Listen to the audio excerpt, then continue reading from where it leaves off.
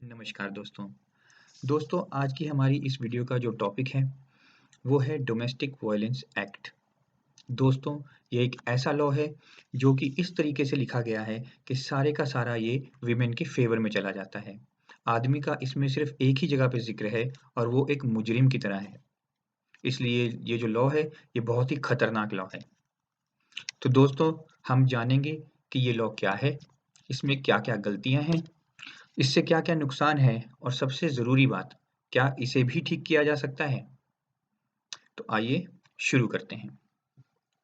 सबसे पहली बात, ये लॉ क्या कहता है? इस लॉ का जो असली नाम है, वो है protection of women under domestic violence act. यानी कि ये औरत की प्रोटेक्शन के लिए एक लॉ बनाया गया है डोमेस्टिक वायलेंस से यानी घरेलू झगड़े से या घरेलू मारपीट से। इस लॉ की जो पहली लाइन ही है, आप अगर उसको अच्छे से समझें, तो उसमें बात ही ये की गई है कि इसमें प्रोटेक्शन किसको देनी है? औरत को। और किस चीज़ से देनी है? घरेलू झगड़े से या घरेलू मारपीट से या डराने-धमकाने से या किसी भी तरीके से टॉर्चर से। ये लॉ आगे क्या कहता है? लॉ कहता है कि अगर कोई भी औरत, फीमेल रिलेशनशिप में है, ये बात को अच्छे से समझिएगा, रिलेशनशिप में है किसी एक मर्द के साथ या किसी भी इंसान के साथ, ज़रूरी नहीं है वो मर्द हो। अगर एक औरत रिलेशनशिप में है, औरत, लड़की, फीमेल कोई भी अगर रिलेशनशिप में है किसी लड़के के साथ या फिर किसी और इंसान के साथ, चाहे वो लड़का है, चाहे लड़की है, एक डोमेस्टिक जगह में यानी कि एक डोमेस्टिक सेटिंग में, यानी कि घर के अंदर, चार दीवारी के अंदर अगर है रिलेशनशिप में और उसके ऊपर किसी भी तरीके से कोई भी ज़ुल्म किया जाता है।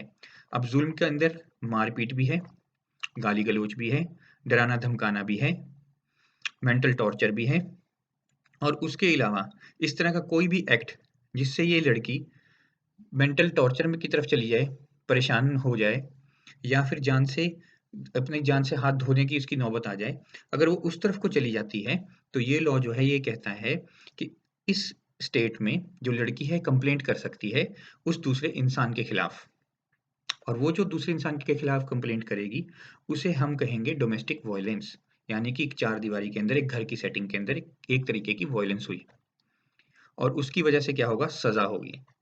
सज़ा किसको होगी? ज़्यादातर केसेज़ में ये जो केस है वो यूज़ किया जाता है जो आपकी वाइफ़्स हैं उनके द्वारा या फिर अगर आपकी कोई गर्लफ्रेंड है तो उसके द्वारा। तो उस केसेज़ में सज़ा किसको होएगी ज़्यादातर? लड़के को होगी, पति को, हस्बैंड को, बॉयफ्रेंड को या फिर आपकी मदर हैं, तो वो लड़की की बनी मदर इन लॉ उनके ऊपर, फादर इन लॉ जो लड़की का है उनके ऊपर, ब्रदर इन लॉ लड़की का जो है उसके ऊपर या फिर सिस्टर इन लॉ है लड़की की उसके ऊपर या फिर घर के अंदर मौजूद किसी भी इंसान के ऊपर वो कर सकती है। लेकिन इसमें सबसे जो ज़रूरी बात ये है कि ये लॉ कहता है कि उसे एक रिलेशनशिप में होना ज़रूरी है। अब रिलेशनशिप एक बहुत वेग टर्म है, लेकिन उसमें होना उसको ज़रूरी है। चाहे वो बॉयफ्रेंड गर्लफ्रेंड का रिलेशनशिप हो, चाहे हस्बैंड वाइफ का रिलेशनशिप हो या फिर लिव इन रिलेशनशिप हो।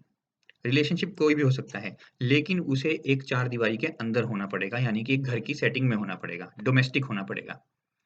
अगर उस रिलेशनशिप में वो लड़की है और वो कंप्लेंट कर देती है, चाहे वो झूठी कंप्लेंट की क्यों ना हो, तो उस केस में आपके ऊपर ये जो है डोमेस्टिक वायलेंस लग जाता है। ये तो है पूरे का पूरा लॉ। मैं आपको जो भी कुछ बताता हूँ अपनी प्रीवियस वीडियोज़ में भी मैंने जो बताया है या जो अब भी बता रहा हूँ, वो अपनी नॉलेज और अपनी समझ के हिसाब से बता रहा हूँ। आप इसे पत्थर की लकीर बिल्कुल मत समझिए और इसके पीछे आप ऐसे अंधों की तरह मत चलिए। अगर आपको लगता है कि मैंने आपको कुछ कम बात बताई है, आपको कुछ और समझना है, तो आप खुद पढ़िए, खुद समझिए। लेकिन जहाँ तक मेरी समझ है, मैं एक कोशिश करता हूँ कि इस लॉ को अच्छे तरीके से एक सिंपल भाषा में मैं आपको समझा सकूँ।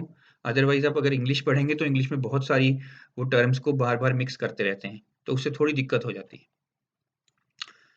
तो दोबारा इसी मुद्दे पे आते हैं। तो लॉ जो है वो ये एक सरल भाषा में यही कह रहा है कि औरत की प्रोटेक्शन करनी है, घर के अंदर, चारदीवारी के अंदर उसके ऊपर अगर किसी तरह का ज़ुल्म हो रहा है। और यहाँ तक भी इसमें ये कहा गया है कि अगर ज़ुल्म अभी हुआ नहीं है, लेकिन होने वाला है या ऐसी कोई कंडीशन बन रही है कि उसपे हो सकता है, ऐसा वो लड़की सोचती है अपने अपने दिमाग से कि मुझे या मेरे ऊपर किसी तरह का कोई ज़ुल्म किया जा सकता है, तो वो ये कंप्लेंट कर सकती है। लेकिन इसका कोई भी पैरामीटर नहीं है, इसे कोई जांच करने का कोई तरीका नहीं है, क्योंकि लड़की कहेगी और उसे सच मान लिया जाएगा। अब समझते हैं कि इस लॉ में गलत क्या क्या है। सबसे पहली चीज जो इस लॉ में गलत है वो है इस लॉ की लैंग्वेज। लैंग्वेज में सबसे पहले तो बात ही यही आती है कि लॉ को लिखा ही औरतों के लिए गया है, आदमी के लिए तो लिखा ही नहीं गया है, क्योंकि इसका लॉ का नाम ही यही है, protection of women against domestic violence. इसका नाम ही यही है। तो इसमें वीमेन मतलब औरत। सबसे जरूरी बात और सबसे हंसी की बात इसमें यह है कि जब हम प्रोटेक्शन ऑफ वीमेन की बात करते हैं तो वीमेन तो कोई भी हो सकती है। वीमेन तो लड़के की बहन भी है, वीमेन तो लड़के की माँ भी है, वीमेन तो लड़के की दोस्त भी हो सकती है। लेकिन ऐसा नहीं है। ये इस लॉ में वाइफ को वीमेन कह दिया गया है और बाकी किसी को वीमेन मानना ही नहीं गया, जो कि सबसे बुरी बात है इस लॉ की। तो पहली गलती, औरत की जो डेफिनेशन है वो सिर्फ और सिर्फ वाइफ है, वाइफ से आगे बढ़ के नहीं जाती। इंटरप्रिटेशन, औरत की डेफिनेशन भी वाइफ है, वाइफ से आगे नहीं जाती। जबकि औरत तो जेनरिक टर्म है, औरत तो कोई भी हो सकती है, फीमेल तो कोई भी हो सकती है, लेकिन उसको नहीं माना गया है। दूसरी गलती इसमें क्या है? दूसरी गलती इसमें ये है कि इसमें लड़के की कोई बात ही नहीं है। अगर बात है तो वो सिर्फ मुजरिम के रूप में है, उसे मुजरिम कहा गया है। लड़के को, लड़के के सभी रिश्तेदारों को, जो कि उस घर के सेटिंग के अंदर जो रह रहे हैं, उसके अंदर जितने भी आएंगे उन सबको मुजरिम ही मान लिया जाएगा लड़के की तरफ से। और लड़की जो है और सिर्फ वाइफ, वो ही एक ऐसी लेडी है, एक ऐसी इंसान है जिसे हम इनोसेंट मान रहे हैं, जिसे हम मान रहे हैं कि उसके ऊपर जुल्म हो रहा है। बहुत सारे ऐसे केसेस हमने देखे हैं जिस केस में जो कि वाइफ है, यानी कि एक बहू है, वो अपने सास ससुर को मार रही है, पीट रही है। वीडियोस तक पे वो रिकॉर्ड हुए हैं और बहुत सारे टीवी चैनल्स पे भी चले हैं। लेकिन कभी भी इसको अमेंड नहीं किया गया, इसको कभी भी ठीक नहीं किया गया लॉ को। अब आते हैं अगली बात पे। और इसमें क्या गलत है? और इसमें ये गलत है कि ये क्रिमिनल ऑफेंस है। यानी कि अगर लड़की को ऐसा लग भी रहा है, एंटीसिपेशन भी है, उसको ऐसा फील भी हो रहा है, या हो सकता है वो खुद ही साइकोलॉजिकली वीक हो रही हो, उसके बावजूद भी अगर वो कंप्लेंट कर देगी कि मुझे डर लग रहा है किसी बात का, तो बस उसी उसी के ऊपर डोमेस्टिक वायलेंस एक्ट जो है वो लागू हो जाएगा।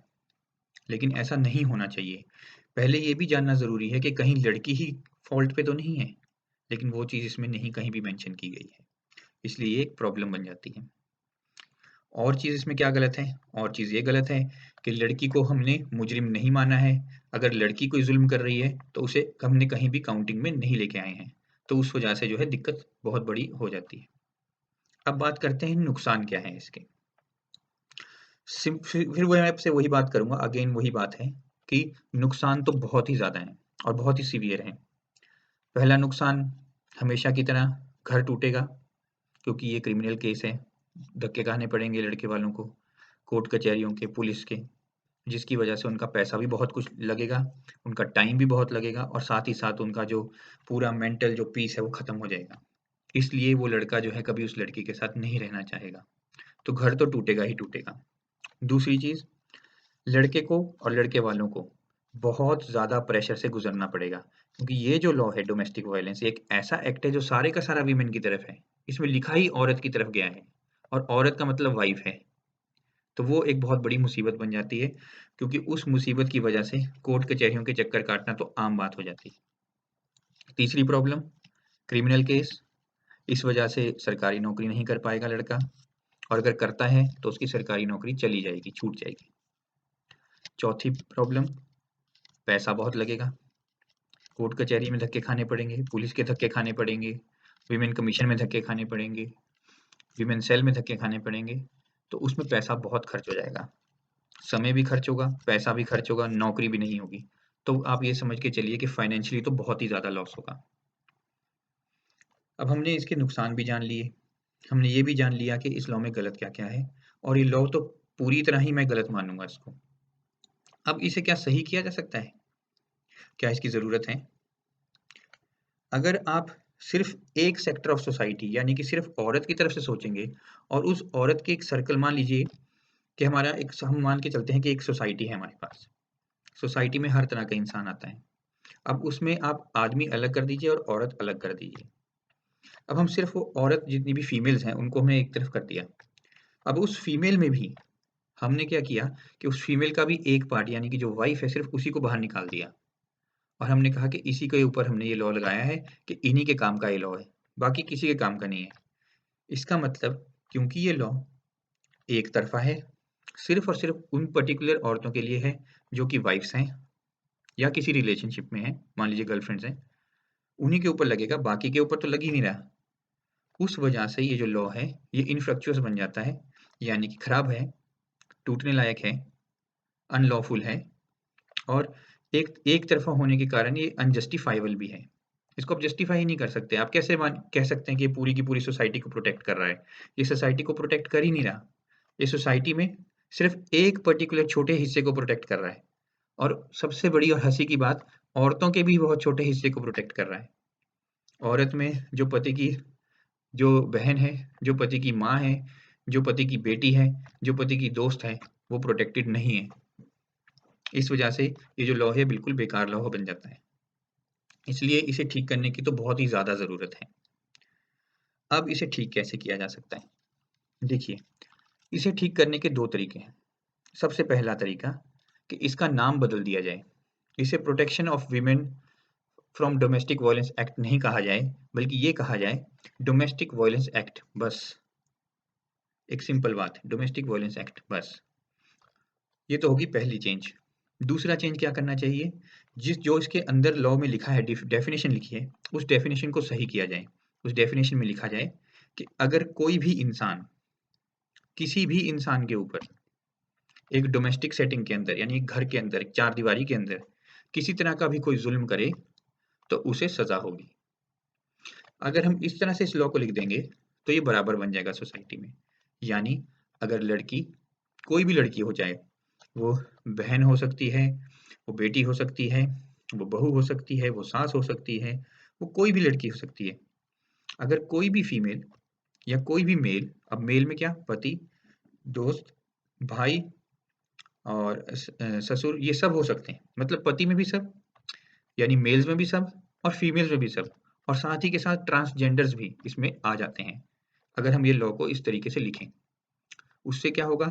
अगर कोई भी इंसान, अब चाहे वो मेल है, चाहे वो फीमेल है, चाहे ट्रांसजेंडर है, चाहे कोई भी है, कोई भी इंसान अगर किसी और दूसरे इंसान के ऊपर, चाहे जो वो फीमेल है, मेल है, ट्रांसजेंडर है, कोई भी है, अगर वो एक दूसरे के ऊपर किसी भी तरीके से एक घर की सेटिंग के अंदर, एक क्लोज़्ड सेटिंग में, एक चारदीवारी के अंदर अगर कोई किसी तरह का ज़ुल्म करते हैं, तो उस केस में उन दोनों को बराबर की सज़ा मिलेगी, जो भी ज़ुल्म कर रहा है। इस तरह से जो लॉ है बराबर हो जाएगा।